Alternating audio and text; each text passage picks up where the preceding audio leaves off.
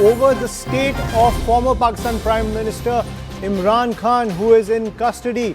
Now, in a CNN News 18 mega exclusive, reports suggest that Imran Khan's sister Uzma Khan and his lawyer Ali Zafar are likely to be allowed a meeting with the former Pakistan Prime Minister, but under strict conditions, which means no media, even no social media.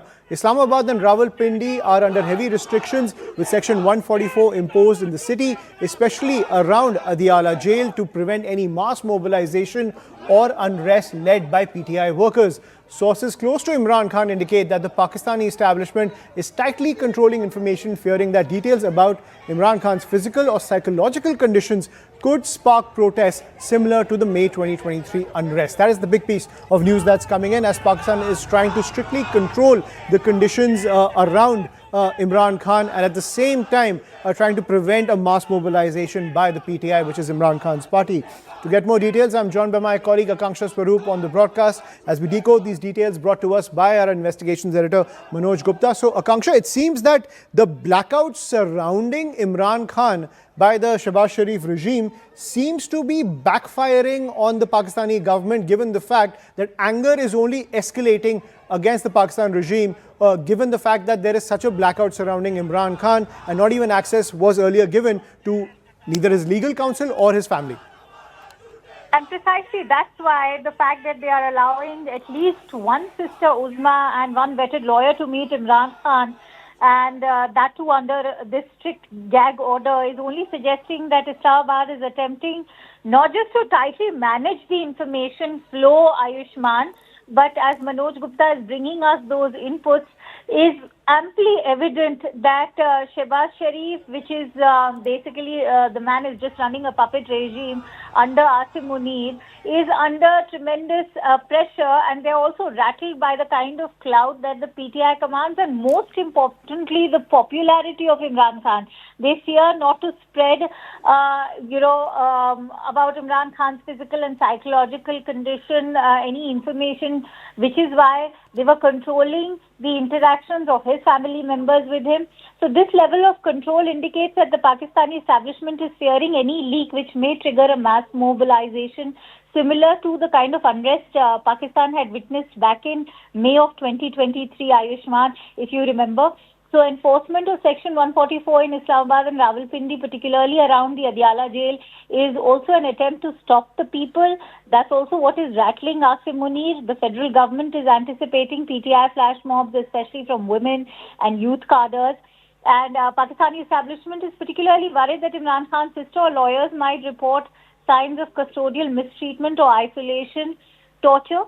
And by restricting media disclosures, Islamabad is also seeking to avoid a scenario where Imran Khan's health becomes an international issue. And perhaps it will, because this kind of solitary confinement since November 4th is not indicative of something that is out in the public domain. There is much fear surrounding Imran Khan, his health, even though there were viral rumors which were deemed as fake news when news surrounding his health or his life had gone viral, and they were fact-checked quickly by his sister. But we all know, as his sister Alima and Dr. Salman, his close aide, have been sharing inputs with Manoj Gupta, securities editor, and they all have been highlighting how this is in clear violation of the UN, and there's already chatter about it in the United States House as well, where there's already a committee that is taking up for democracy in Pakistan. So we'll have to see what happens after this meeting ensues, and how PTI is able to carry on with that protest, even though PTI is claiming that they are looking towards a peaceful protest. But if you look at the kind of troop deployment, the way they've been armed with rubber pellets and guns, and we'll have to see if tear gas is also used, and to what level is the Pakistan security and authorities now willing to resort to stop PTI from protesting and demand the release of Imran Khan. Absolutely. And given the fact that we've seen Asim Munir lead the diplomatic charge on the international stage, Akanksha, when it comes to the power dynamics in Pakistan, the be-all, end-all is the military. Now, given the fact that there's so much public mobilization in support of Imran Khan, and the military is sitting pretty with the current regime, with Asim Munir being empowered more and more by the Shehbaz Sharif government. Is there any chance, or we don't know if it's possible or not, that the military could flip when it comes to support for Imran Khan? Well, right now, what we can tell you, after the 27th Amendment was passed in the Pakistan Assembly just days ago, there's a complete consolidation of power under Asim Munir. As all of us are aware, Ayushman, all three arms of their forces, whether it's the Army, the Air Force or the Navy, are now reportedly reporting directly to Asim Munir.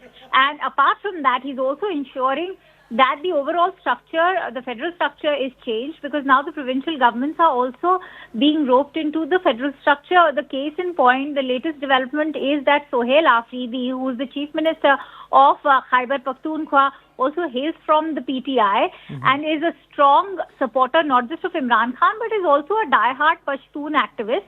He is taking up for the cause of the Pashtuns, and that is and there's a direct targeting of the PTI and even Khyber Pakhtunkhwa, which is why they've imposed governor's rule over there. So Right. this is the level of control of Asim Munir, where from all the way from Khyber Pakhtunkhwa to Adiala Jail, there's security, and we'll have to see to what levels do they stoop Right, to so- sort of impose control. Right, so clearly it seems that Shehbaz Sharif government are doing whatever it takes to keep